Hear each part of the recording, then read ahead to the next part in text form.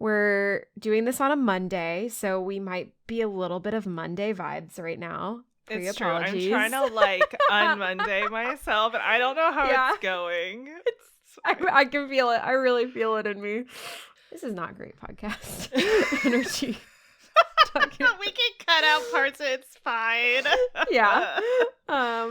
It's fine. Should we dive in? Do we have something there? Do we want to do something more upbeat for our intro?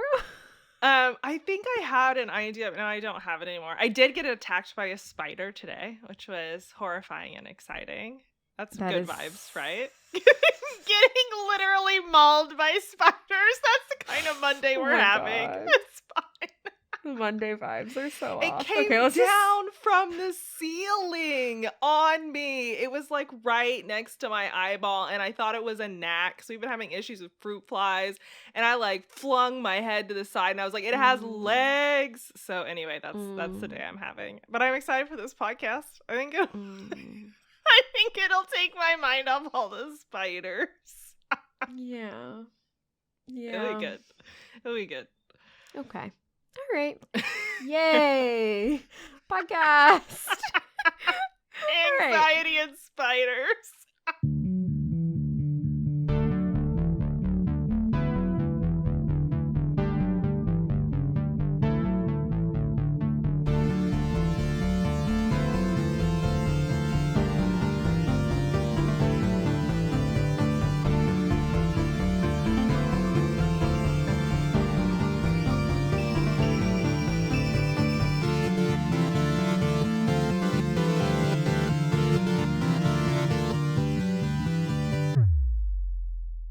Hi, I'm Bridgette.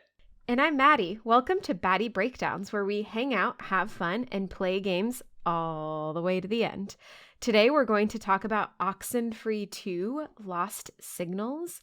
We'll give you the breakdown from its creation to its critical reception, and then we'll take you on a deep dive into the game as we share our own experiences and opinions while playing it. We'll close with if we recommend it, who we'd recommend it to, and last but not least, our personal rating. With that, let's plant some transmitters. Great. Yeah, let's.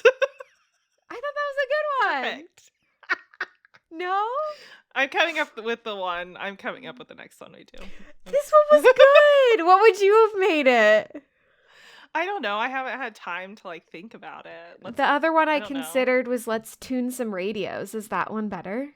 I kind of like that one more. Okay, with that, let's tune some radios. Great, let's do it. Really good audio. Perfect. Okay, I think I have description today. You do. If I did my job right, great, perfect, love it. So I got the description off of Steam, but I have a little one-liner afterwards because I don't think the description really described it very well. Mm-hmm. So on Steam, the blurb that they had was 5 years after the events of Oxenfree, Riley returns to her hometown of Kamina to investigate mysterious radio signals. What she finds is more than she bargained for. And that's it. Interesting. Yeah. It's just... I don't like it.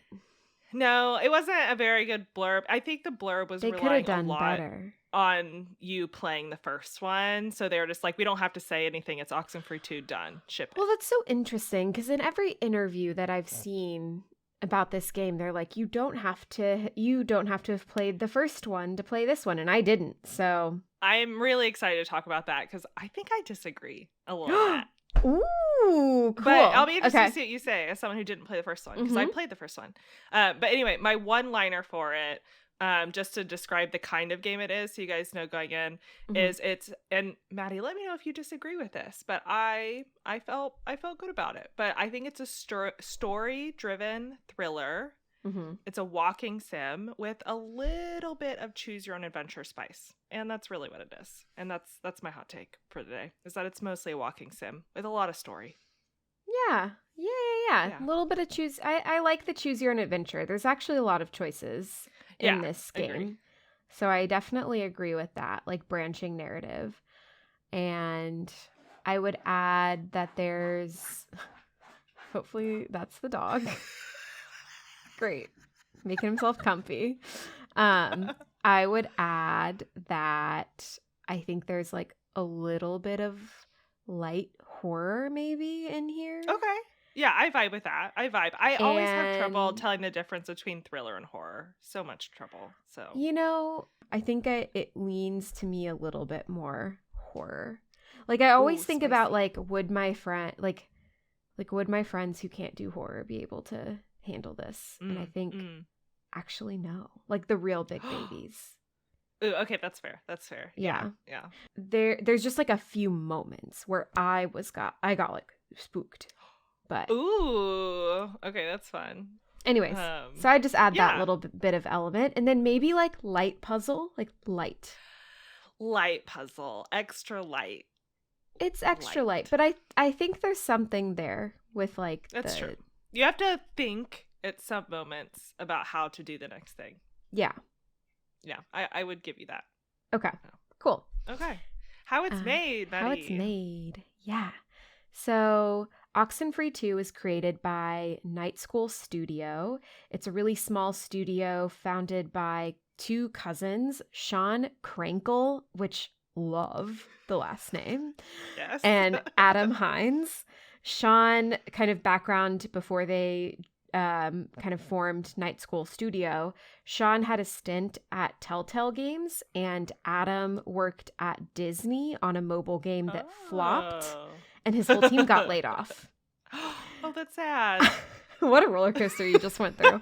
I really loved experiencing that. Well, I thought like Disney was fun. Oh, it was a flop. And I'm like, it happens. It's fine. Oh, they got laid off. Sad. No, Yeah. but the thing that was kind of nice about him getting laid off is it kind of made them, form this studio, because he got laid off and they had developers, artists from the Disney team that they ended up bringing on to Night School Studio to build Oxenfree.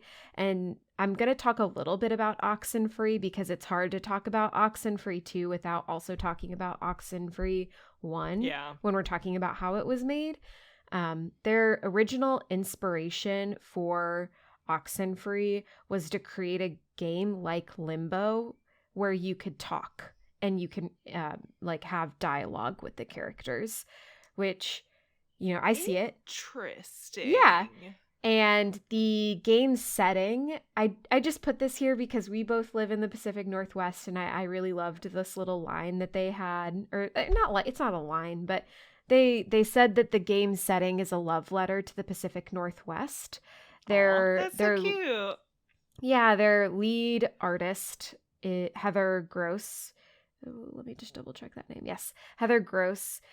She is from the Pacific Northwest, and so she spent a ton of time really developing this setting and the environment. And so I feel like I could actually really feel that, and I thought it was really fun.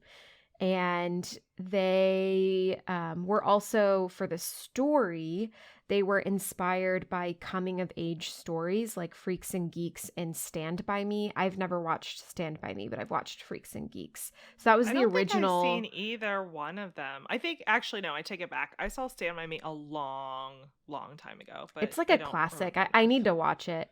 But that was the original inspiration for the first Oxenfree.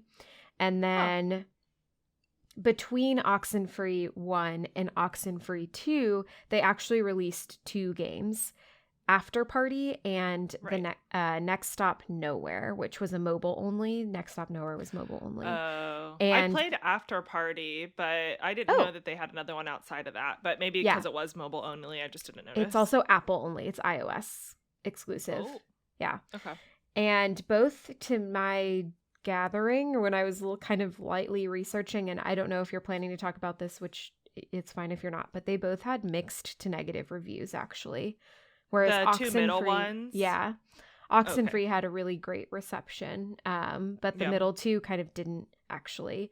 And then after their last mobile game, they started working on Oxenfree 2, and it took them 3 years to make it, and they brought back most of the team that worked on the original game, including Heather, the original artist, because she had left the team after the first game. She'd gone and done other stuff, and some other people had gone and done other stuff too, and they actually brought everyone back for Oxenfree II, which I thought was pretty cool. That's cute. Yeah, I like that. It's also kind of fun. It's a testament to the studio, I think, a little bit, that people would want to come back to work on the second one, you know? Totally. And one of the things that they started, kind of one of the inspos around the story behind Oxenfree 2 was they really loved the idea of taking not necessarily the main cast of the original game, but exploring the tangential town Camino that was mentioned in the first game, but you never get to visit.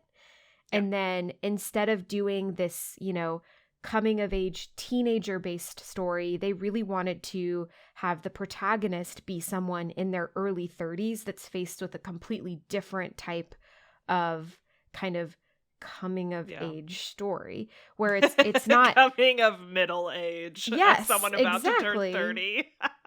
No, but exactly, right? Like, it's kind of a pivot. Like, being a teenager is a big moment in your life, but so is your early 30s. It's where you start to have big life choices about settling down, having kids, buying a house, all of this stuff. And so they really wanted to dig into a protagonist that was going through that part of their life.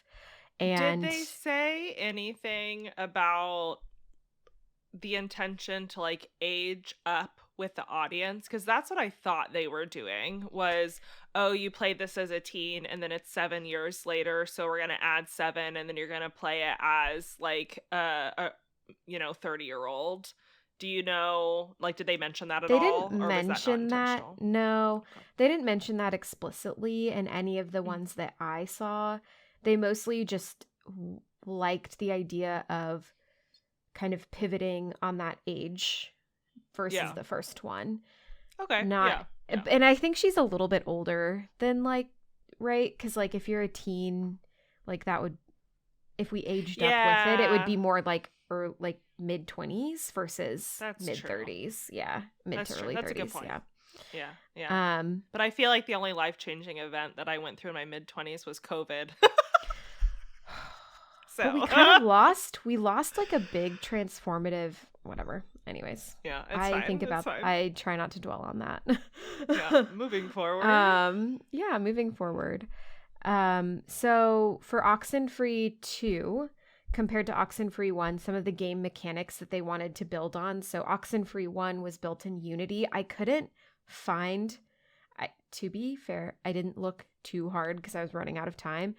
I assume that they used Unity or something for Oxenfree 2, but I couldn't find. But the first one was built in Unity.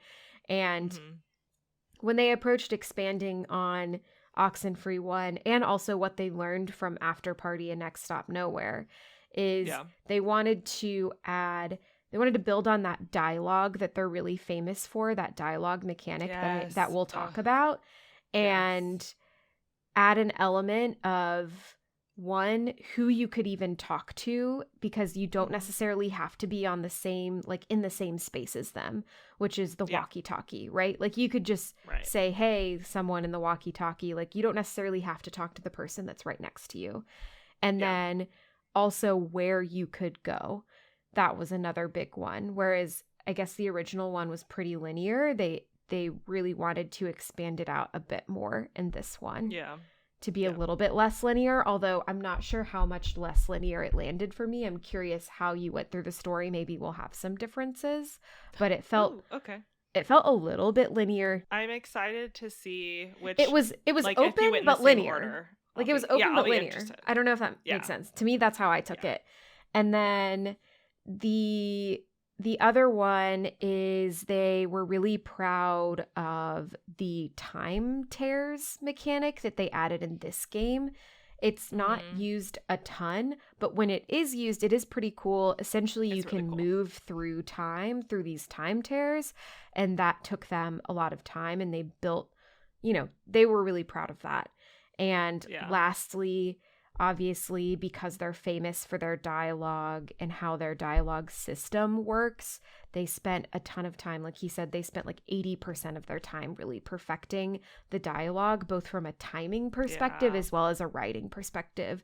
Because the timing even, right, when you're going through it, it seems really natural, you're having a conversation. And lastly, the other thing that they mentioned related to Oxenfree II is the art and animation style was inspired by Ori and other games where the camera is pulled back pretty far, but the characters have a really high fidelity of animation and emoting so that you can really see what the character is feeling. So compared to the first one, the second one has a lot more detail in that way and a lot more fidelity in the animation.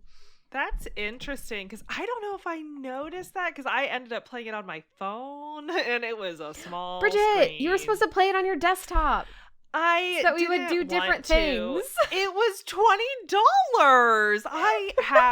I had to fix my totally AC fair. today. I have to fix my chimney tomorrow.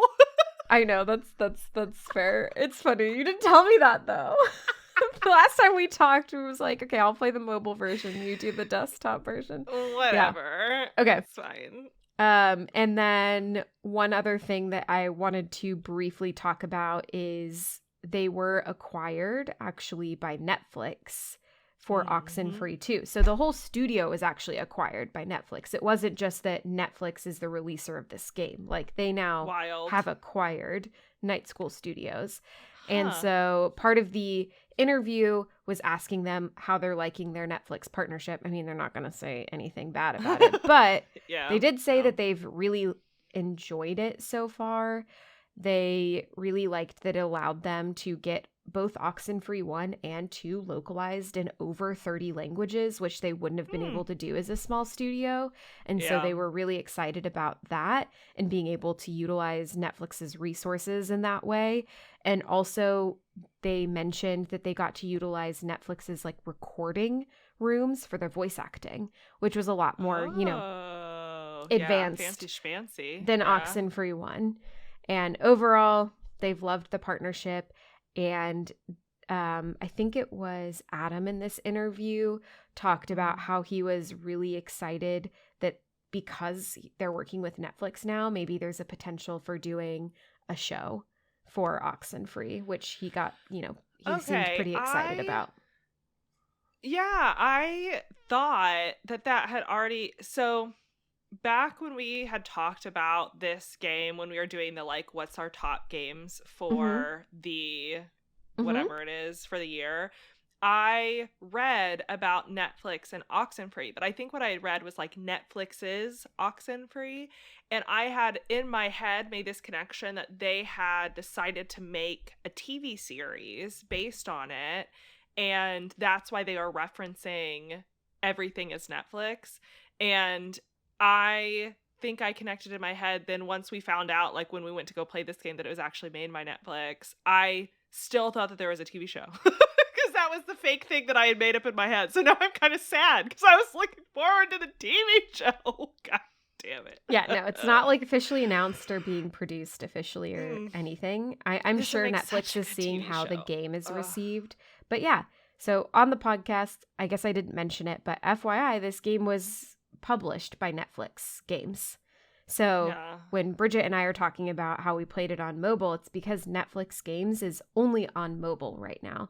So if you play a game via Netflix Games, it's going to be on your phone. They've also released it on Steam and PlayStation, but we didn't want to pay $20. Nope. Yeah. I am entirely not disappointed that I got it for free on my mobile device, because who doesn't want that? But I was entirely surprised to see that Netflix had actually bought a studio and hadn't just paid them a lot of money to do it. So, interesting. They actually acquired a studio. Cool. Okay, critical reception.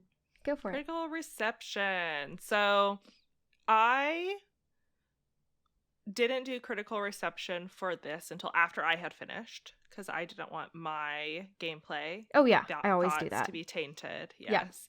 And I don't know, it was interesting. So on Steam, they got very positive reviews, so very positive, not overwhelming. But the number of reviews was really small still, less than 1,000. That feels small to me, right? Less than 1,000? Bloody Hell is like 300. that we did. Well, yeah, but Oxenfree is a pretty well-known game, I Yeah, thought. but like You know what I Baldur's mean? Gate is like blowing up right now. That's I feel true. like People it's are just the doing other time that it things. came out. Okay, yeah, that's fair. I also feel like it wasn't advertised super well. I don't think so either. I don't think Netflix Yeah. Games is advertising very well at all. I didn't even know that No. this was Netflix Games until I looked at it on the Steam page and saw that the Did publisher you was look Netflix. Did you look through their list of Netflix games now? They have actual like real games on there. They have like Kentucky Route Zero on there, Oh, which I I've been wanting didn't to know play that. for a long time. They had That's also this. on Game They Pass. had they had Spiritfarer. So like yeah.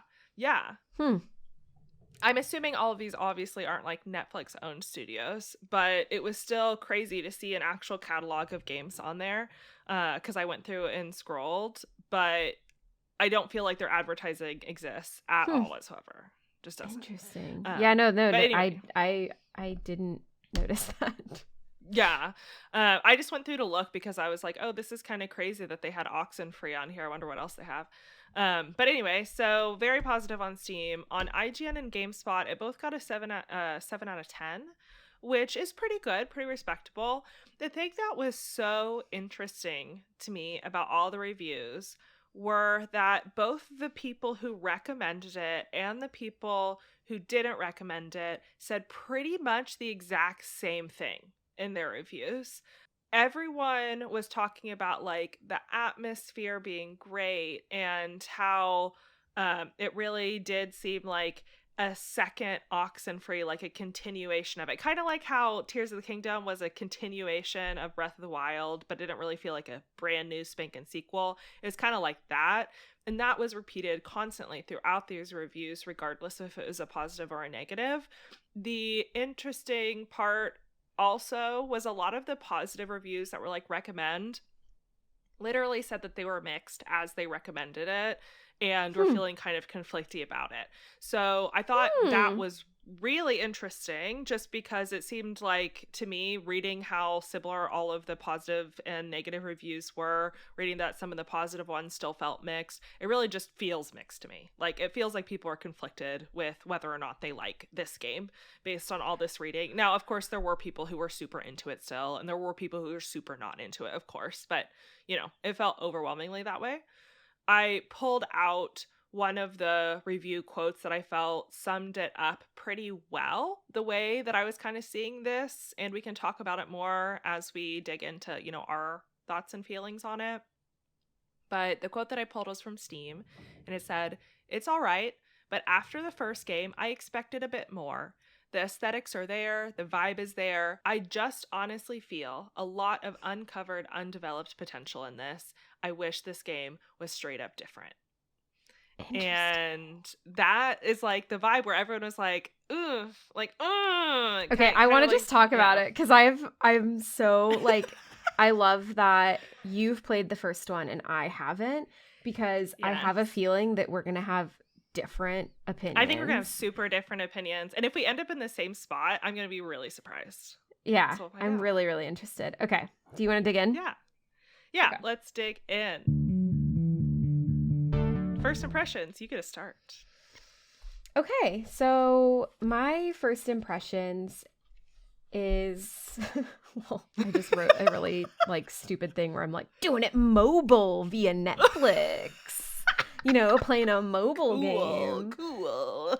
And it's mysterious, and I really liked it from the start. It's kind of right up my alley of the type of story games that I like. I really love like What Remains of Edith Finch and other kind of mysterious walking sim type things when I'm really in the mood for it, which this kind of hit me on a lazy Sunday, so it was a good mood for it, whereas I feel like if I was feeling more rushed, maybe I would have had a different experience with the game.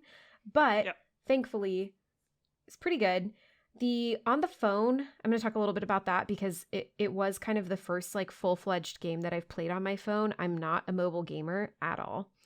I can barely Not even see. Genshin? I've never played Genshin. Wild. Never played it. I really don't play mobile games. I don't do it. Okay. It's really small. And I play on my iPad too sometimes. See, I need a tablet. Yeah, you do. Anyways, so it was, even though it was a bit small on my phone, I could still tell that the visuals were really good. And the dialogue system, obviously, because I didn't play the first one, I'd never experienced a dialogue system like that. And it was very cool, and I really liked it. For those listening, the way the dialogue system works really quickly, when you're talking to someone, you have options that pop up, and you have to select an option in a certain amount of time or the options go away. And it's really natural the way the character responds to whatever you do, even if what you do is you don't pick anything. Because they're like, did you hear me? Are you listening? Yeah. And you don't have time to look it up. You kind of just have to feel and like go for what you're feeling in the moment. And I really appreciated that. And what the character responds to is also dependent on what you say, and it just ends up sounding really natural and like a conversation. And it's super cool how they're able to pull that off. And I'm surprised that I haven't seen that in another game. I know. Thank you, Maddie. Every single game that I keep coming up with, I'm like, I don't care what genre it is, it's going to have this dialogue style. Like, I just don't care. I don't understand why it doesn't pop up more often because it's so engaging. Maybe because it takes a lot of time. I don't know. But it's so cool. It's just so cool. Yeah, it's very cool. And then lastly, the touch controls were good, but not great. I had some issues with it, which we can talk about later. But they were pretty good. The tutorial was pretty good. I always appreciate when games like don't, go too heavy with the tutorial, but give you enough information in the context of the game to let you play it. So those are my first impressions. What about you? Yeah, so because I had the first one top of mind, my first impressions were a little bit like, one, my expectations were really high for this game because the first one was so outstanding to me. Like, it was absolutely stellar. And I was really looking forward to seeing what they would do with this one because the first one was so creative. And I did play After Party, and I know that After Party had pretty poor reviews, but I still enjoyed it. I didn't enjoy it as much as Oxenfree, so I see kind of where that came from, but I still had really high expectations for this. Really quickly, the story of After Party sounded insane. It was like a drinking contest with Satan. Yeah. It's actually it sounded cool, which is why I was surprised that the reviews were negative. I wouldn't say that it was a negative game for me. I would check it out if you like just the style of their game, just to see it, because I really enjoyed it for what it's worth. Okay, sorry, continue. Yeah. So, because my expectations were so high, when it popped on the screen, there's a couple of things that I noticed right away. One, the vibe definitely felt like the samey, and you talking about like a love letter to the Pacific Northwest, like I still felt that a lot, similar to the first one. The thing that it kind of missed right away for me was the lack of like charisma a little bit. I don't know how to say that better. Like, so the way that the first game starts off is you are a group of friends, right? And so you get into that conversation style right away. And it's so apparent, like, oh shit, like, wow, this is so cool. This is really engaging. And when you start this one, it's just Riley. She's sitting on a bench. She's talking to somebody in a walkie-talkie. And that's still kind of fun, but it's not really the same as having a really natural conversation with your friends and watching it kind of flow in front of you. And so I was missing a little bit of an oomph from the opening. Okay. I still thought that the vibes were there. The music was there, although it didn't stand out maybe as much as the first game. Art style was still absolutely beautiful. So I think in all of those elements, it really hit the mark. Yeah, Heather did so good. So all of that still felt good. It also felt like it started off just a little bit darker than the first one did, but I didn't mind that. Like, that was okay. Yeah. But overall, I was feeling good, but not great right at the beginning. Just being like, ooh, okay, tippy toes into it. Yeah.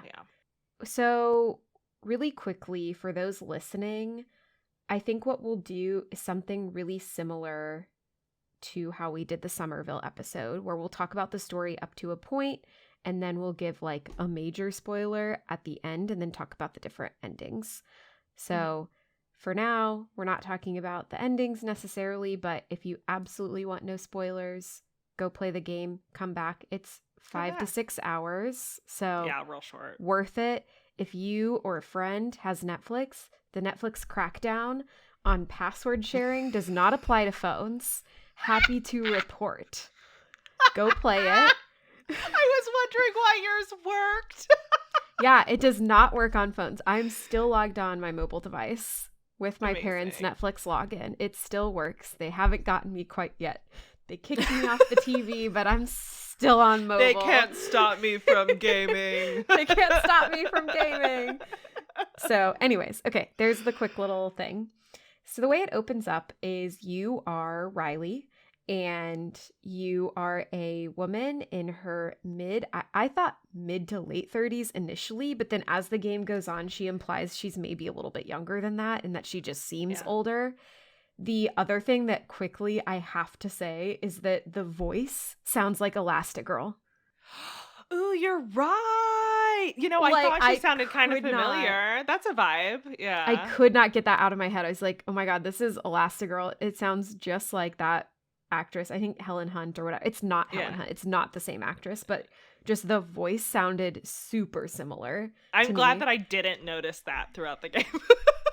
Well, I love The Incredibles. It's like one of my favorite movies. And so I know. One of your favorites? It's incredible. I love it. Yes. We'll talk about that later. I was a Pixar person when, Pixar growing girly? up. So yeah, I was a little Pixar girly. I loved Finding Nemo, Ratatouille, and The Incredibles. And those were my three like favorite movies as a kid. The judgment I can feel. You didn't even name like Up, which is the best Pixar movie. So oh my God, hard disagree. Oh, okay. No, this is not a movie If I'm podcast. thinking That about can be the our off best- topic today. If I'm thinking about the best really quickly, I think it's Ratatouille. I think Ratatouille is the best Pixar movie. Okay, well, we have an off topic for the end of the episode, which is fine. No. Off topic is going to be about Buffy. It's a Buffy check-in. Oh my God. Okay, well, then it can just be a normal conversation between friends later. Yeah. Okay. Back on track. We are Riley. Yeah. And we are in our mid-30s. And we don't really have context for what's happening, which is interesting because Riley doesn't either initially. Yeah. Which was a interesting way to start it, because obviously what ends up happening is it gets a little timey-wimey, and then it's like, okay, that makes sense why she's like, wait, what? But at least initially I would have thought the dialogue options wouldn't be like, you get a walkie message from someone named Evelyn. And she's like, hey, Riley, you there? You ready for your job? And then one of the dialogue options is like, what job? It's like, Riley, girl, like, what do you mean, you what job? accepted this job position. And none of them are even explicitly like, oh yeah, I know what you're talking about. It's like fake it till you make it type of style, which is how I ended up going, because I was like not into the like aggressive, like what's happening? Like, who are you? What do you want? I was not into that route of dialogue. That wasn't my vibe. So I was kind of in like oh yeah, I know what I'm doing. I belong here. Yeah. And you're essentially a researcher, a environmental researcher, and you got hired to do a job of putting transmitters around to investigate anomalies in the electromagnetic fields around this town. So that is the start. You kind of start to check out the town a little bit. You go to the general store because you're supposed to get equipment from the general store, but it's closed. And so then Evelyn is like, okay, go talk to your partner, Jacob. And you're like, oh, I didn't know I had a partner. And she was like, yep, he's Jacob. He's over here. He has a truck, and y'all can plant the transmitters together. So then you walk and you find Jacob at a broken truck. And initially, I wrote that I was getting really weird vibes from Jacob at the beginning, which is interesting. I changed my mind completely. Okay. I just thought he was sus at the beginning. Like I didn't know the vibes of this game, because you could tell something's like going a little bit wrong, like something's a little bit off. Yeah. And when he's working on the truck, he's kind of like being a little bit dodgy, maybe. Not dodgy, but he's like, oh, can you carry that? I don't want to carry that. Yeah, what a different read? He's like being weird. My He's pocket's so full. Yeah, my pockets are full. Can you carry? It was just kind of weird.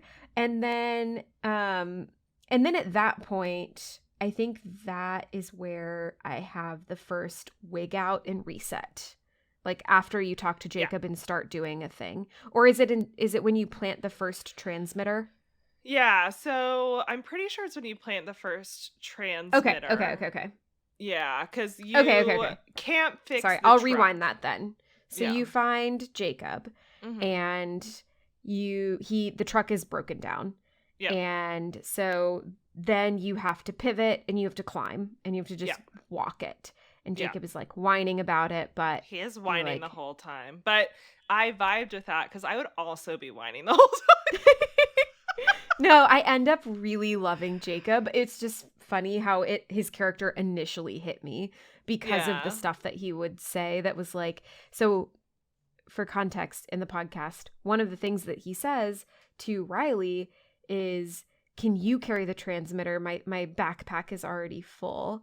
And so you're like, oh, okay. And then he's like, oh, can you also carry the radio? Because my pockets are full. Like he asks you to be carrying all this shit and he doesn't help at all. And then he whines and it's like, okay, I guess. Like so there is a text option between, oh, okay, yeah. And well, yeah, I have the backpack.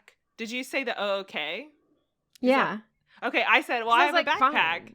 And he made a funny joke afterwards where he was like, I don't mean to make you my pack mule. I'm so sorry. And you're like, no, it's fine. I have the backpack. And he was like, okay, I'm glad it's okay. So it was like, I was nice to him. I picked the nice dialogue options, but I was still just like kind of weird vibes. Okay, interesting. Well, I am kind of curious because so much of this game is built off the dialogue that you pick and the characters react to it like over time. And so I am kind of curious, but I don't know. I was always nice to everybody because I don't like same. Yeah. And so I was wondering if it was like, oh, if you picked different options at the beginning, he was a little bit more standoffish versus like jokey and fun. No, it wasn't that he was standoffish. It's literally just his character like rubbed me the wrong way initially. No. He's just a little sus, a little bit initially. And then I ended up really loving him. Like he's like my baby boy. Like nothing can happen to you. I will protect you at all costs. Interesting. Is that foreshadowing I'm hearing? How did Jacob strike you initially? Because I've been talking about how he struck me, but no, I just liked him. I was one, just happy that we met somebody else, and two, I thought he was kind of funny and goofy a little bit. Yeah, he was. And like I said, I really didn't mind once you got onto the hike. He really was super whiny. Like he whined the whole time, but he was saying the things that I would be saying had I had been forced to go on a hike in the middle of the night because my truck broke down. Like that's exactly what I would be doing. And so I was like, you know what, vibe, Jacob, like I get it. Nobody wants to do that. And then she would like want to go around a different way and he's like, okay. You're like, this is hard. I loved that. Did you do the one where you could do a shortcut and he was like, I'm going to go the long way? Yeah. Did you go with him the long way? I don't think so. No. Or did you just end up doing the...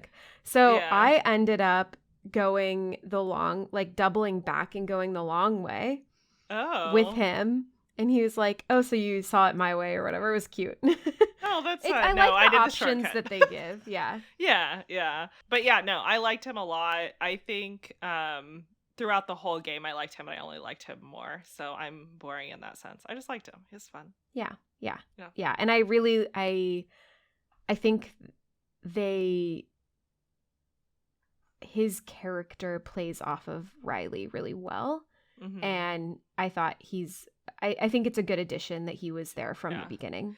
I like that he's there. I will say I have an interesting thing to talk about his character development, but I'll save it for a little bit. Yeah.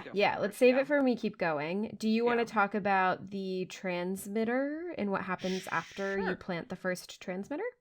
Yeah, so you only have one transmitter at the beginning because you couldn't get into the general store, and you just have the one that Jacob had with him. So you climb all the way up to the tippy top of this mountain, I don't know, and plant your first transmitter. And when you do, a huge rift opens up above Edward's Island, which is the island from the original Oxenfree game. So Edward's Island, and the Which giant I didn't rift know. opens up. Yeah, so this is where it starts to get interesting a little bit for me, the difference between how you read the story and how I read the story, because where it takes you after this happens is you end up in this weird time loop where you go back to the Yeah. beginning and you loop over and over, and then eventually, like, the end of the time loop of this, like, little intro scene is Jacob explaining to you what his hypothesis is. And this is really interesting because what he explains is the plot of the first game. Like, that's what he's doing. Oh, Yeah. interesting. Yeah. Well, okay, wait, so- let's talk about the glitch. Let's talk about the glitch really quick, because a few things Okay. happen in there that were, like, pretty freaky. Okay. And so it Groundhog Days you. You Right. wake up back at the bench, Evelyn, blah, blah, blah. And it keeps getting, like, weirder and weirder. The general store is on fire. And then there's... Yeah. And then you Forgot meet about that. Olivia for the first time, who's, like, the kid who is kind of messing around with timey-wimey stuff. And then I wrote that Jacob got exorcised by the radio.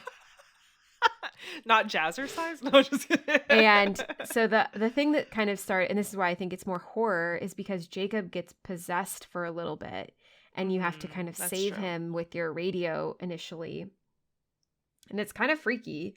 And then it goes back to normal, and you're like, "Whoop, Well, okay. Yeah. Yep. I would agree with you. Possession is more horror than thriller. You're right. I would vibe with that. It's pretty Yeah. scary too, because it like Mhm. glitches out, and I was kind of freaked out, and it was really small on my phone, and I was like, wow, this would have been like pretty cool on a big screen. I feel Yeah. like this game might be better played on a big screen. I don't know. I will say that it was pretty creepy playing it at like 2 a.m. at night Oh, yeah? in bed with headphones on, because I was I behind did in my love playtime. that they suggested the headphones, because I agree. Yeah. Like the best Yeah. experience is with headphones. Yeah, you Completely needed agree. headphones for sure. Yeah. Okay, so then now talk about so after all of that weird stuff happens, and then it snaps back to normal because you tune the radio, and that Yeah. kind of ends up being the like mechanic to kind of Right. help get through these weird glitches or figure something out, is you tune the radio to a certain station, and it kind of does like a woo, and then you kind of fix it. Exactly like that. That was actually really good. Thank you. Okay, now Jacob talks about his theory right after that. Yeah, so it was interesting, and this was actually my biggest qualm with the game, which is why I'm really curious to see like how this came across to somebody who hadn't played the first one. But the first game is super weird and trippy the whole time. Like, I had no idea what the story was. It like unfolded. It was kind of crazy, kind of convoluted in my opinion, but in a fun way. And what Jacob does right after this moment where you're like, oh crap, what's happening? How do we fix it? And Jacob's like, I might have a hypothesis. And it turns out that he knew, and correct me if I'm wrong here on this, because I kind of transformed my notes here a little bit, and so I'm hoping I'm getting all the right stuff here. But he knew someone named Maggie, and Maggie pretty much told him all this lore about the sunken ship. The sunken ship, what was it called? The Kanaloa, right? Yeah. The Kanaloa. Yeah. He talks about how there's this sunken ship called the Kanaloa, and Maggie had all these like hypotheses about what could be going on with them, and you could open these rifts between dimensions using radio frequencies. So what I have actually is a little bit different. Oh. So what I have is not that Maggie talked about the Kanaloa. What he said is that, or what I have that he said, is he talked about how he was friends with an older lady. Yeah. Who kept a journal of notes. And so you have to go back to his place and read the journal. Oh, right. Okay. Yeah. No, you're right. Yeah. And then, and again, it doesn't mention Kanaloa. And then from those notes, he's like, yeah, she talks about theories about how radio waves can travel through time. Yeah. And so maybe we need to utilize the transmitters to help cancel out like the weirdness that's happening. And then separately, separately, because the rift opened up over Edwards Island, he also talks about how there's a story he heard about the Kanaloa soldiers. This is separate from Maggie. Interesting. Okay. And he talks about how, and you actually have to like continue the conversation. You don't necessarily have to. There's an option where you're like, I'm not interested in this story. I was interested in hearing the story, so I ended up going that dialogue route. But I was interested in the story, and then what he mentions is just that there's different conspiracy theories that we downed our own submarine. Yes. And that it wasn't actually like an enemy that did that. And that's it. They actually weren't connected. So the reason that I morphed those together, brief spoiler for the first one, is because they are very related. Like, very related. And he pretty much describes, like, that whole section is just what you learn from the first one. Like, it doesn't talk about the main character, Alex. So Alex is the main character of the first one. Mm-hmm. And it like, so he doesn't talk about any of that aspect of it at all. But as far as, like, the lore, quote unquote, that you learn from Oxenfree 1, that's just, like, it in, like, a little can.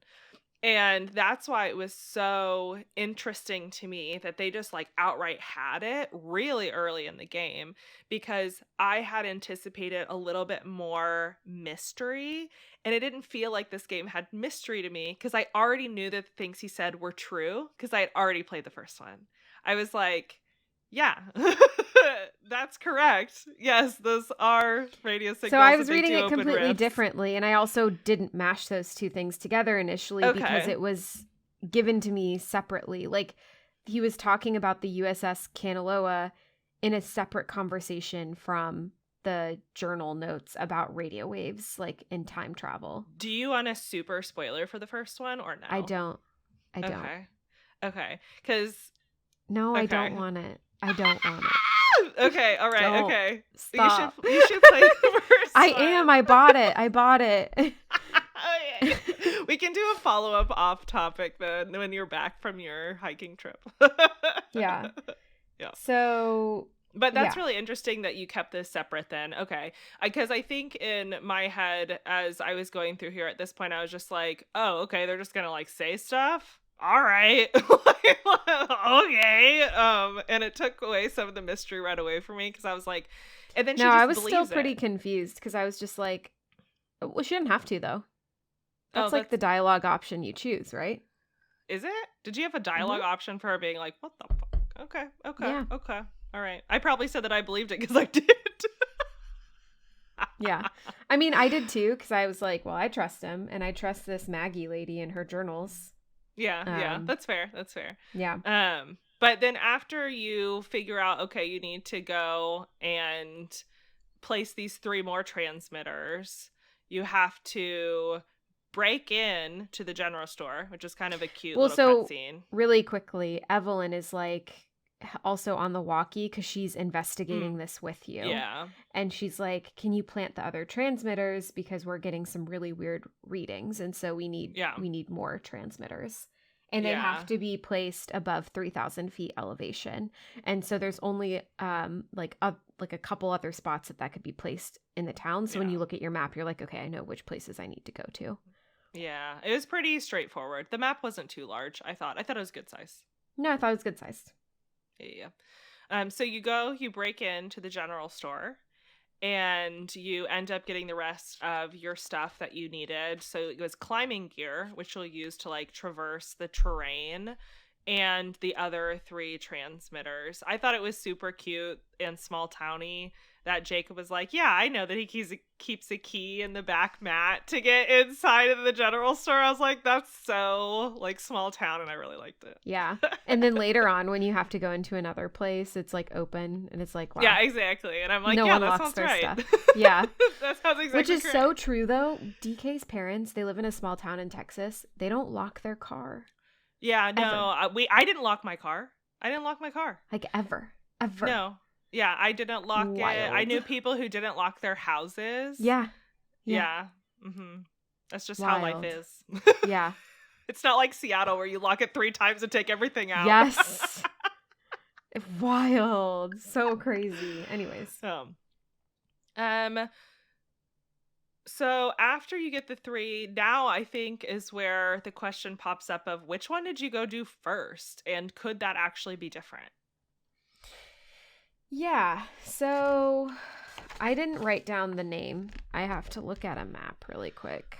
There was one in the middle, one on the left, and one on the right, and that's all I remember. I did the one in the middle first. Oh shit! I also did the one in the middle first. I think it's linear though, because I tried. So here's what I'll say. I tried to do the one on the left first, but you need a better radio to unlock the gate. It's like you don't have a strong enough radio for this gate. And so they said it was like less linear, but I actually don't think it is. Saucy. Okay, so the reason that I asked is because, and we'll get to the actual scene in a second, but there was a dialogue line in the second area that I went to that was like, man, I wish we would have gotten here faster. And I was like, oh shit, what if I would have went here first instead of the other place? But now I might go back and try just to see if I can go to the right one first and in the middle to see how it changes. But I didn't think about the fact you couldn't even. But you go definitely left. Can't do the left one, because I tried to do the left one first because I was gonna do like left to right, classic. And I could not get past the gate to the ghost town.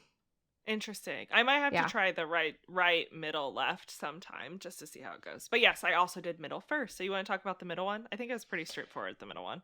Can you talk about it? I don't have a ton of notes on that one. No, I didn't either. Like the middle one is where you meet Violet. So oh, that's right. Yeah. Okay. So Maddie briefly mentioned earlier when the gas station's on fire during the time loop, you kind of meet quote unquote Olivia and her group of teens, but you also on your walkie-talkie keep overhearing them on a station where they're talking about like their plan. And you don't really get a ton of detail, but you get enough. And I don't know what you did, Maddie, but I never interrupted them. I just eavesdropped. I never said anything on the line. Oh, you did? Did they? I said hi. Really mean back? No, I said hi, and I was like, "Hey, talking? Just so you know that this is like a line," and they talked less, but they still used it because it was the only way they could communicate. And so they would talk a little bit, but then Olivia would come on and say, "Stop using this line." Okay, interesting. Mm-hmm. I never interrupted them, and they did figure out that I was on it eventually and started doing that. But for the first few times, they were pretty talkative because I just didn't ever say anything because I was like, why would I tell them I'm eavesdropping? I'm going to hear way more interesting stuff if they don't know. Yeah, no, I was honest. I was like, hey, I can hear you. Oh, no. If I get the chance to eavesdrop, I'm going to do it. But they had, in this first place that we went, one of the like side friends, Violet, is there, and she ends up getting attacked by one of these ghosts. And as a part of being attacked these radio possession ghosts, they have like red eyes and are all blobby and speak weird, and she gets possessed kind of, and then you end up in another weird time loop. And the weird time loop, I think, is this the first time you meet Rex also? It is the first time you meet Rex, exactly. Yeah, yep. So as a part of the weird time loop, it's not just like starting over like Groundhog Day. You kind of get thrust into these weird different times. Yeah, weird times, like they feel like nightmares. And you start meeting this young boy named Rex, and you have to kind of engage with him in a like parental role, kind of like he's looking to you for guidance. You start to put it together that you're like it's the mom, like Riley is his mom. And the thing that I have that I think is interesting is I started saying that they were flashbacks. Like I have in my notes. Oh, me too. Yes. Flashbacks. Yeah. So I'm just noting that here that I originally thought flashbacks. I also thought that, and I kind of thought, she seemed kind of depressed if I'm being straightforward. Like she didn't seem super happy chilling here on this island, and I thought maybe something had happened to Rex. Yeah, exactly. That's why I thought she had left. Like I thought her kid had died. Yeah, like I thought that was going to be the story. But anyway, you end up making your way out of this loop, and you go to save Violet, and she's like reawakens back. but you have a chance at this point to have a little bit of a conversation with her, and it's around, will she go with you? Will you let her just go? Will you give her instructions on the way back? And this is, I think, the moment that defines whether or not you become friends with Violet. Or not friends, but like I think so likable. too. Mm-hmm. Yeah. Because I messed it up and I wasn't. Ooh, she liked me. Oh, that's right. Oh. What did you do to make her not like you? I was trying to get her to come with us, and I think she thought it was too pushy. I was just like, whatever, So I ways didn't get that the way. negative. I didn't get the negative, but I got the you're just middle neutral. for Violet. Yeah, I got neutral for Violet. Yeah. Okay, I just told her, I was like, hey, yo, the way's back that way, and you'll get there pretty soon. I was like, you sure you don't want to come with us? And she's like, no. I'm like, okay, bye. And then she left, and then she liked me, I guess. So that was nice. Apparently, she didn't want to be pushy. She just wanted to be independent. Yeah. I tried to be a little bit more motherly. I was like, you were no, mama. please. Yeah. Please stay. And she's like, quit, old lady. Quit trying to cling on me. Yeah. Exactly. Yeah. But then you get this second, technically, transmitter up. And was there a big cutscene after that? I can't remember what it is. You also start to meet your dad. You have a flashback of like your dad and Riley's dad. Sorry, I'm saying your dad, but Riley's dad. And you start to get a feel for their relationship a little bit and the relationship with the mom. So you piece together that the mom obviously left them, and then the dad doesn't have a ton of money because the scene that you end up going through is a flashback to where you couldn't go on a field trip. And he was like, why do they need $200 to go camping? Like, they don't need $200 to go camping. But we can camp here and you know, so you just hang out with your dad. And it doesn't seem like a bad relationship, actually, because at this point you're a kid. And you just start to get a feel that your mom is not around. Yeah. I'm curious at this point because I also remember this is where I think I borked up something with Evelyn. Because Evelyn tells you that she wants you to call every time you play in a transmitter. And I tried to call her and it didn't work. And then I just could never talk to her after that. It didn't work. It didn't work for you? Okay. Didn't work for me. I called her a little bit, but there is a storyline that we ended up missing because we didn't call her. There must be some timing with it. Did you try to call her before you planted it or after? I did after. I tried to do after. So I also did after, and then I vaguely remembered as we were like hanging up the phone talking to her that she was like, make sure you do it before. And so I wonder if that is what worked it. Before. Yeah, I was really disappointed because I checked multiple times after that, and I don't even know that you talked to her the rest of the game after you missed it. I talked to her the rest of the game. Oh, did you? I don't think I ever got a hold of her. Like, every single time I tried to talk to her, she just wasn't, like, I couldn't get her. I was able to get a hold of her a couple more times, but it wasn't, I didn't get her whole storyline. Huh, okay. Because, like, I just totally ditched her. I actually missed most of the storylines on the walkie-talkie, which we haven't really talked about yet. But I only ended up getting, I think, like 1.5 of those. Oh, interesting. I got more than you then. So, really quickly for the podcast. So the way the walkie-talkie system works is you have a few defined channels. There's 9 channels total. And initially you get Evelyn, and then you also get the kids on like the third channel or whatever. Those are the first ones that you kind of get. And then sometimes you can kind of hear something and you can answer them and you start to unlock other channels, and there's other ways to unlock the rest of the channels. So like one of them I looked up afterwards is at the very beginning you have to land on a radio station, and the radio station is a girl and she's like, this is the high school advice line. If you want advice, call into channel whatever at this time. And so you have to call at that right time and talk to her, which I missed that one. Did you get that one? No, the only one that I got was Shelly, which was the park ranger. Oh, you didn't get Nick, the boat? So that one's actually a frustrating thing for me because it was a bug, I think. Because I got him. He started talking to me and he's in the middle of telling me about a thing that I needed to do. And it interrupted me with a story like required talk track.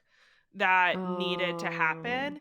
And then I didn't have a way to get a hold of interesting. him again afterwards. It just showed a lot of question marks, and I didn't have a thing in my notebook for how to tackle it. But I knew there was a thing I was Bummer. supposed to be doing because it was talking about like a fisherman. And I was Got like, it. oh, I'm supposed to be doing something here. And I'm like, I don't know what it is. And maybe it'll pop back up again and then I can engage with it. But then it never did. So I started, like, I heard it, but then I couldn't interact with it. And then I technically got, oh shoot, what's his name? The one who likes you to take pictures of stuff. Yeah, yeah, yeah. Yeah, I got, but I never finished his storyline because it was late at that point, and I was Yeah, not I super didn't either. interested in that storyline, so I was Yeah, just I like, didn't finish whatever. his storyline either. Um, So that's how the walkie-talkie works. yeah. So then on to the second transmitter. Yeah. The second transmitter is again, I didn't have the strong radio, so you can't go to the left. The left has to be the last one that you Yeah. do because Mhm. you unlock the thing that you need in the left after the right. Yeah. So you go to the right, and when you go to the right one, that's where you meet Charlie, which Mhm. is another kid in the Olivia group. So it's Olivia, Violet, and Charlie. And that's the group of 3 that are doing something having to do with these radio waves that you start to piece together. Olivia's the leader, and Charlie and Violet are trying to help her. And you just start to kind of piece together that Yeah. Olivia's trying. And at this point, I think it's safe to say, because you also get, when you go to the left, you get some weird flashback where it's like this almost alien planet with Olivia and her parents. And Oh, yeah, that was weird. they're walking through the gardens together, and then you learn that Olivia's parents had died. And so you're Yeah. like, okay, you put together, like, she's probably doing something to try to bring her parents back or go visit her parents again or whatever. Yeah. Yeah. That was pretty easy for me to put together pretty early. Even though they don't explicitly state it. So you meet Agreed. Charlie, who's doing other things, trying to do the transmitter, and he's like, "Leave me alone." And Jacob gets kind of heated at Charlie, and I chose the option to befriend Charlie and like make Jacob back off, which I'm assuming you did the same thing. Yeah, you actually like went up and had to interact with Yes. Jacob Yeah, yeah, and yeah. say you need to like back down, like back Yes. off. Yeah. Yeah. I Exactly. almost missed that one, like it was fading away, and I was like, "Oh God, that's an option!" Oh no! Like sprinting. Run! This Jacob's about to punch a fucking kid. Let's go stop him. Like, dear God, calm it down. I know this is frustrating, but oh my God. Yeah, Jacob was really hot. I was like, dude, He chill. was really mad. Well, he was mad because they kept calling him Gingerbread. Yeah. But like, dude, Yeah. it's a teenager. You can't let those teenagers No, get you to you like can't. that. You You're in your can't. mid-30s. You can't do that. Be an adult. Yeah.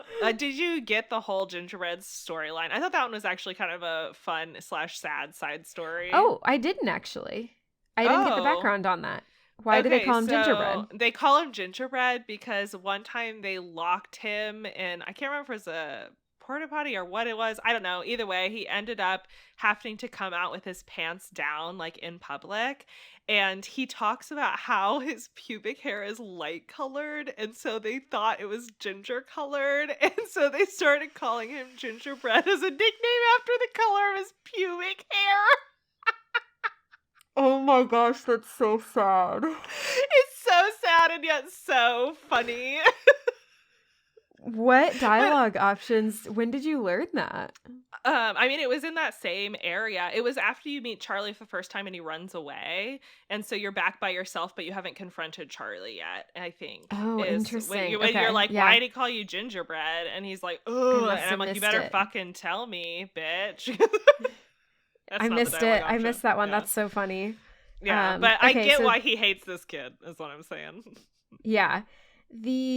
So the other thing that I have here is you get a cutscene where you're with your kid, again, Rex, Mhm. and you're saying goodbye to Rex's gecko that has passed away. And Mhm. you're watching the gecko sail into the ocean with like the, death ceremony. And then Rex kind of freaks out and like starts throwing rocks at it to try to drown it. And you're like, trying to calm him down, and you obviously like don't really know what to do with this kid because I'm guessing none of the things you answer are kind of the right thing, right? Like there's some that are better. I didn't get a good one. But I don't think you can say the right thing to your kid.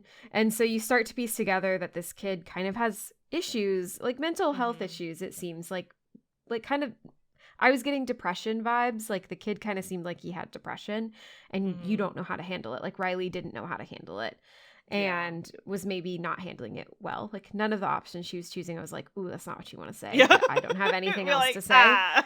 Yeah. And then the other thing that happens and it's kind of a beach area. The other thing that happens is you get another like radio glitch thing and you start playing like this weird game where they start doing hot and cold. Oh, that was weird. Ugh, and so you also kind of start to put together that there's something else involved here. It's not just Olivia and her friends. There's like something else happening. Well, you have the weird ghost thing shenanigans. Well, yes. But like originally you're like, oh, maybe like Olivia is talking to like her parents or something. Like that's kind of what I thought maybe. And I was like, oh wait, no, there's something different because they were like instructing Olivia to do something and then you start to kind of put it together. And then I think as someone who had played the first game, I knew that it was like weird ghost stuff because that's kind of how the first game worked a little bit. Yeah. And so then the next thing you have to do is you learn that Charlie, Violet, and Olivia are going to the church to kind of boost the radio signals. And you need to go to the church before, right? And you need to and kill the transmitters. Yeah. So that the portal can keep opening. And you have to go and destroy their equipment before they can do that. So you beat them there. And one of the other things that I wrote here is I think I kind of trust the kids. I wrote that here. I was like, I'm starting to kind of trust these kids. Like, I don't know if I think what they're doing is the wrong thing. Yeah. That's really interesting. Yeah. I had contemplated that, especially since kids are the main characters of the first one. And so I considered it, but I didn't think too long about it. I was more pressed with the fact that we had this whole cool ass cult that they kept talking about called Parentage. We're going to this church where the cult meets and all this fun stuff. And then it's just kind of like a normal church and mostly we just meet troublemaker kids. I was like, you guys had a cult. Do something with your cult. Well, and it's really interesting. The cult ends up not actually being a cult. It's like a crunchy granola. They're like they do yoga and look at the stars. Yeah. I'm like, boo. Yeah. So that one was interesting. And when you get to the church, you destroy the equipment, which I didn't have an option to not do. But at that point, I was like, I didn't want to destroy the equipment. But anyways, you kind of have to. Yeah. And then it starts to really wig out. Yeah. And that's where there's these beings that start to kind of come into play a little bit more clearly. And you meet Alex and someone named Ren. And they are stuck. And they're like, we need to get back. And I was like, what is happening here? Like Alex, like teenagers. And so obviously it's like these teenagers that are stuck in time and they're trying to get back and they're trying to get back through Olivia. And they're saying, stop messing with us. Like, we got to do this. And you're like, no, this isn't right. So can I ask you at this point, like, did you feel confused or good about that happening? Oh, I thought it was fun. Like, I was immersed. Okay. I was pretty immersed. Okay. Yeah. Okay. I mean, like, the thing that, like, I was slightly confused, but I wasn't. I would have been more upset if the game was was feeding me like the exact answers at this point. Right? Like, that wouldn't have felt good. So it's like okay to be confused. You know what I mean? Like, at this point I was fine being confused. Like, who is Alex? Like, who is this character? You know? Yeah. So this is the culmination point for me where they finally tell you what happened to Alex and Ren and that group, because we've been waiting since Oxenfree 1. And Oh, so interesting. Okay. this is like oh God, they're still stuck in there? Like, what the fuck? Like, that was the moment that I had, which was like, oh my God, this is them. And then that is where I was like, oh, maybe we should be listening to the kids, because I do want them to get out, because they were our main characters in the first one and they're not bad. Like, I played a whole thing with them. So I was like, no, we do get them out, like, need to get them out. And so this was a very interesting moment. It's good that it was fun for you. I was concerned that it wasn't going to be fun if you didn't know who they were. No, but I it was liked just a it. different kind I of liked fun. it. Okay. Yeah. Good. Yeah.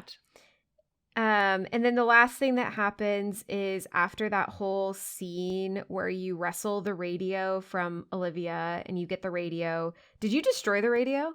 I didn't. No, okay. I didn't. There's an option where you can destroy it. Yeah, and and then like, she gets super depressed.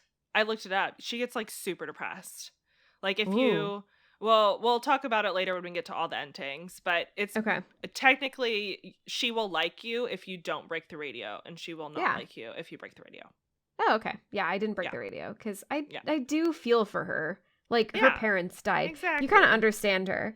Okay. You don't need to like rub salt in her wounds. You know? No. Yeah.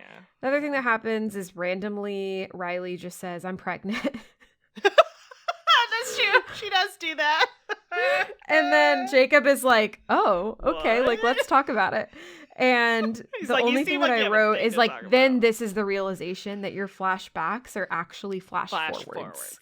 Yes. Which is really was a like, cool moment. Woo, it's very trippy. Wild. Yeah. Yep.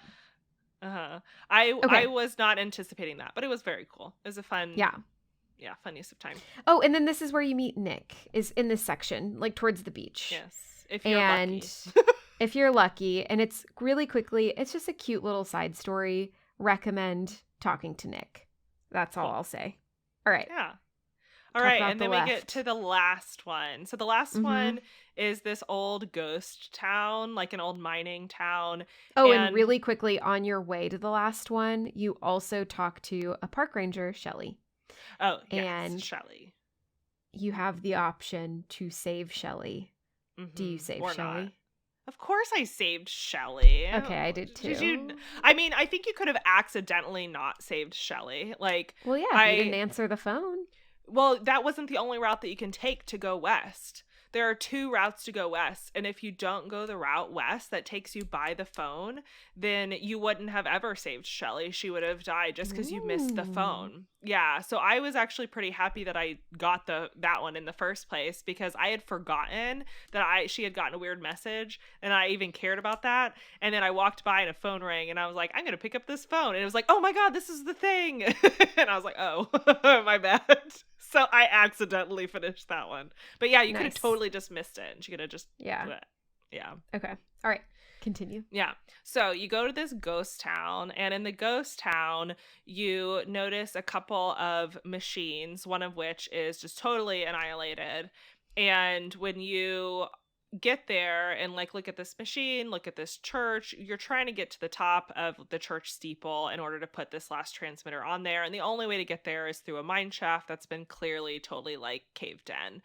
So you're kind of wandering around, not knowing exactly what to do, until you wind up in a post office. And in the post office, this crazy dude takes your picture with these remote cameras, and he's like clearly trying to catch ghosts or something weird, weird supernatural phenomena. And pretty much tells you that these transmitters that are chilling around like are important to the stuff he's doing. So if you go and play with them, I actually really liked this. They had one of the time rift warps that Maddie talked about earlier that changed like time and place. And you have to go to each of the machines and set like a number. And what you're doing is setting like either like the 100-year, the 10-year, or like the 1 year or I don't even know that you set the 1 year because I think it's broken. But like you have a couple to play with, so you could go in like the 1300s, or you could be in the 1500s or the 18, and it was really fun to see the little tiny scene that they had change in the little mining town based on the years you're in. I absolutely loved it. It was really fun. I loved that too. I wrote that down too. That was like probably like one of the coolest things that they did. Yeah. It was really I creative. wish they would have done stuff like that more, but it was really delightful when it happened. I don't know if it would have felt delightful the more they did it, but it was really fun. Eventually, if you solve it, you get to a place where the mine hasn't collapsed yet. You go through the mine, and you eventually make your way to the top of the church tower where you put the last transmitter. But as you're doing that, poor Jacob smells rotting wood with his amazing nose, I guess, and just plummets through the top of the church.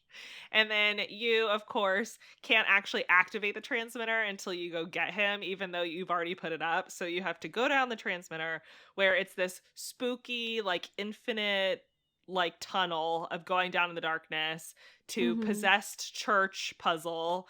And then eventually you get woken up. I don't know if there's additional like ghost plot there that mattered. Were there ghost plot that happened there other than just being spooky? I mostly just, it was pretty spooky. And this is again where I was like, oh, this is like kind of horror because it shows him like falling over and over again and like dying. And like hitting the ground. Like, Yeah. Cause I kind of thought that Jacob died at this point. I thought it would have made sense for him to die. It would have made sense, but he didn't.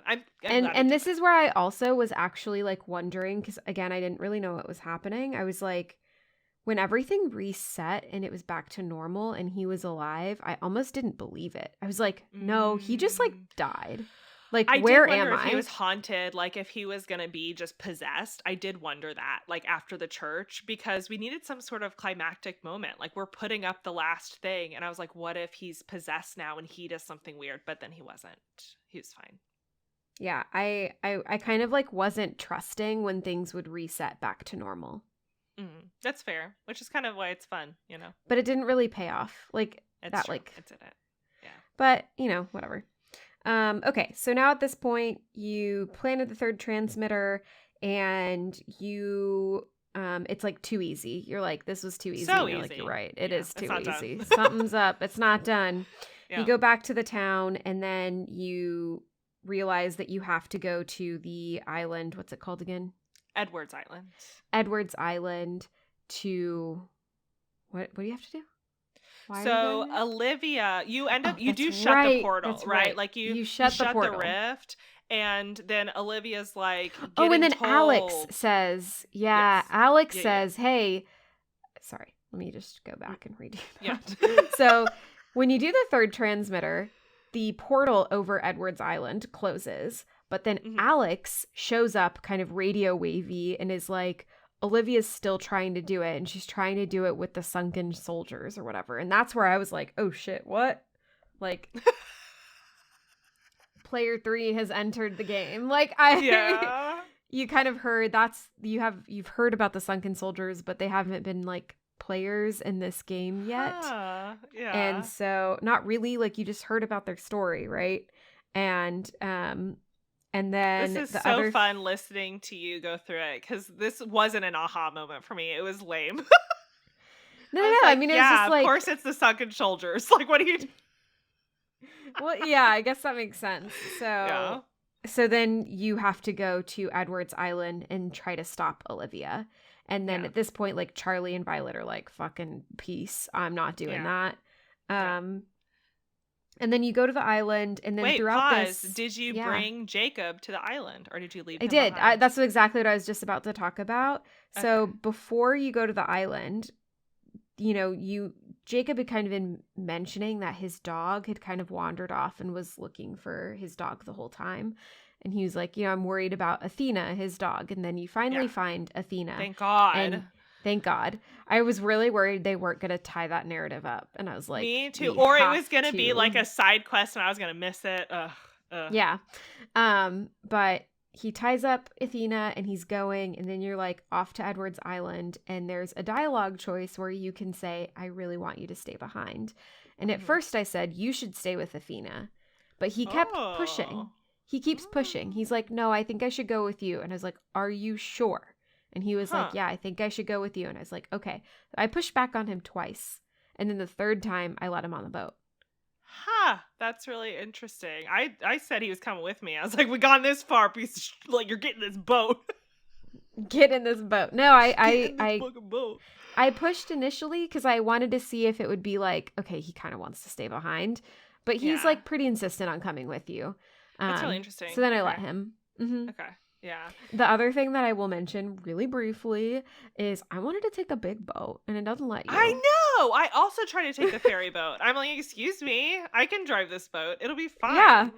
I want to live in luxury for my last moments on Earth. Like, I don't want to take this small, dinky boat. Okay, Yeah. it's fine. Okay. Yeah. So you go to Edwards Island. Go for it. Yeah, you go to Edwards Island and deja vu from first End game spoilers. Yeah, end game spoilers, super end game spoilers. You get transported to the radio tower, which is a super key piece of the first game. Oh, I didn't know that. And yeah, like it's the exact same radio tower. And you go up there and attempt to stop Olivia from opening this rift. And plot twist, you are in fact successful, but then you and Alex and Jacob and Olivia are now stuck in this weird in-between dimension space. And you, the like last choice you're making in the entire game is you have to choose who has to stay behind and close the portal and let everyone else leave, except for Alex. Alex isn't a choice, which I thought was interesting. But you have to choose between yourself, Riley, or Olivia or Jacob to sacrifice, and you have to choose. Crazy. So I have a feeling. Actually, I have a feeling. I know we probably chose the same thing.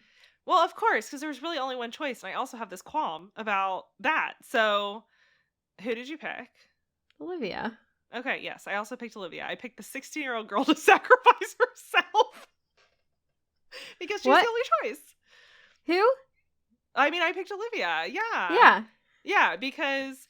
And so, like, this is a qualm that I had with the game slightly, is that the end choice was quote-unquote hard because you're picking between a 16-year-old girl who can't... Like, she's depressed. She can't really make her own choices.